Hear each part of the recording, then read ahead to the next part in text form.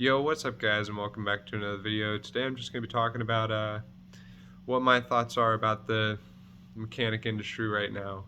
Um, I don't have any notes, so this is going to be off the top of my head, so I'm sorry for the ums and uhs and trying to gather a thought.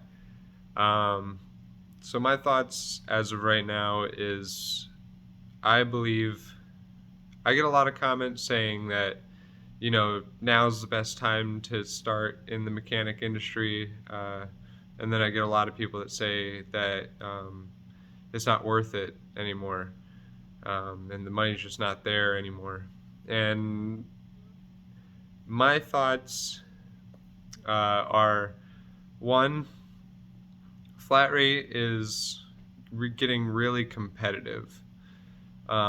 Especially I don't know how it is in dealerships. I've never worked in a dealership, so I can't speak on behalf of a dealership.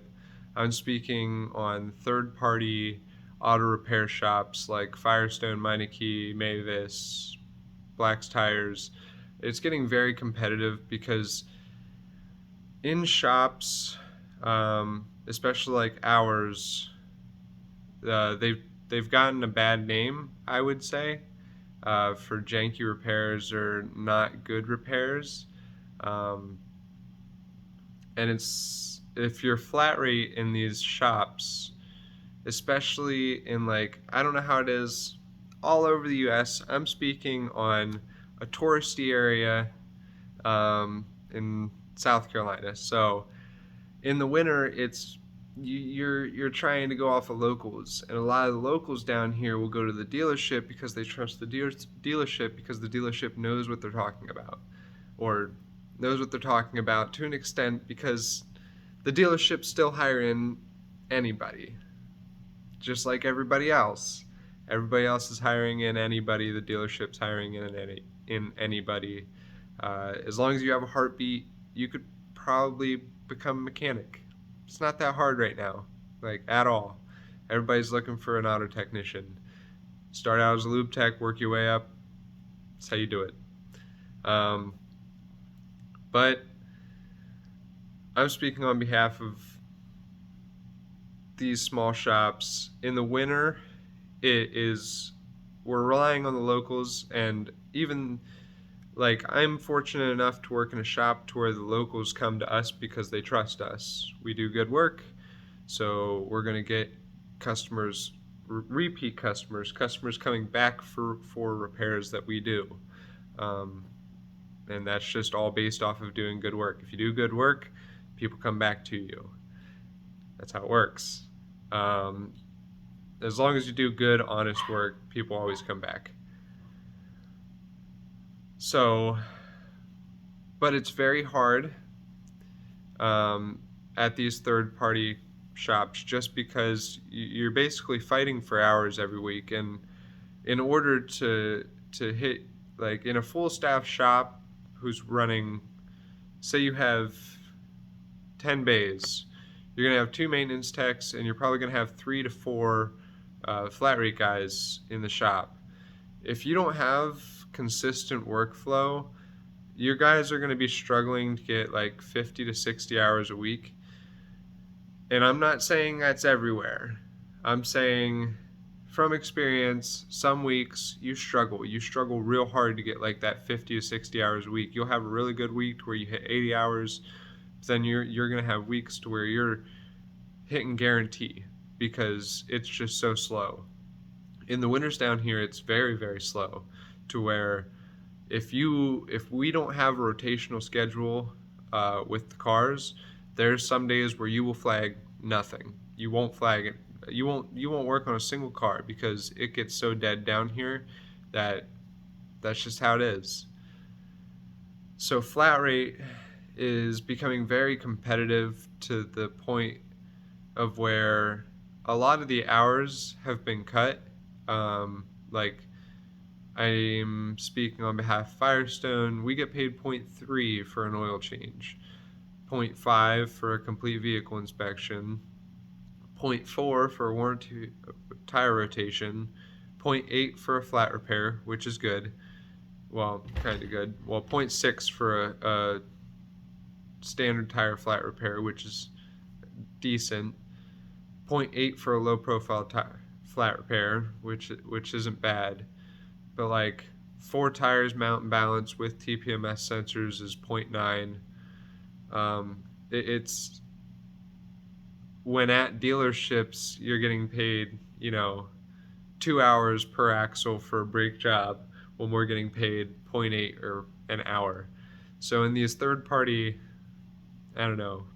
businesses, it's just getting very competitive with flat rates. So if you're becoming a mechanic in the industry right now, honestly, I would recommend going to a dealership, trying to get your way into a dealership, and going from there, just because flat rate right now is very competitive in these fields, and the pay is, when you look at it, it's almost not worth it, because you're working 50 hours a week.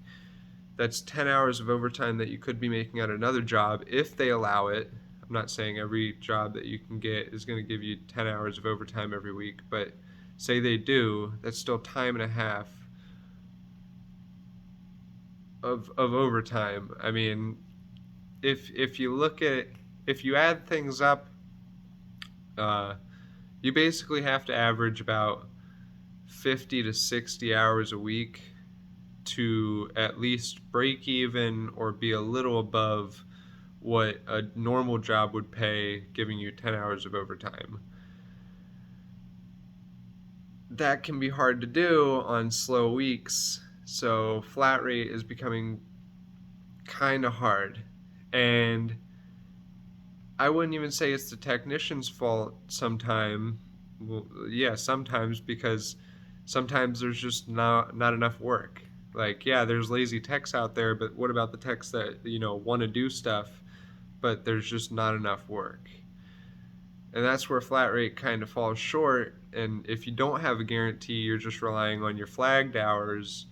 So, I mean, some weeks you're going to be coming home with like $200 when you're used to coming home with like 8 to 1,000.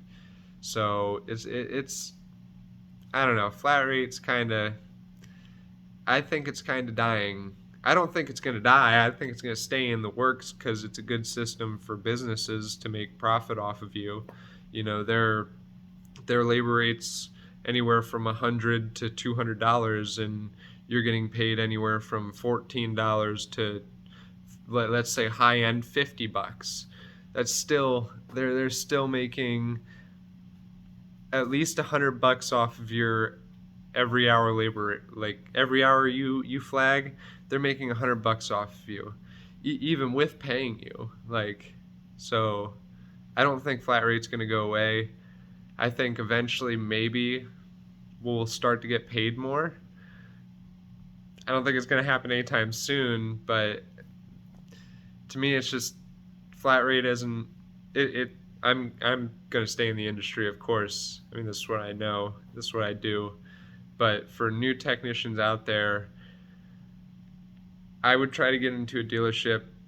Right now, third-party repair shops aren't exactly paying the greatest. At least in flat rate time, you're getting warranty time at the dealership. So like dealership's warranty time is what you're going to be getting paid at like Firestone, Meineke, Mavis, Black's Tires. And that's just how it is, because they got to be cheaper than the dealership.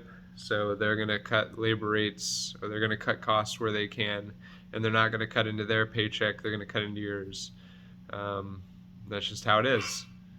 So that's my advice for the new technicians. I hope you take this. Try to get into a dealership. Hourly is not the way to go, I'm going to be honest.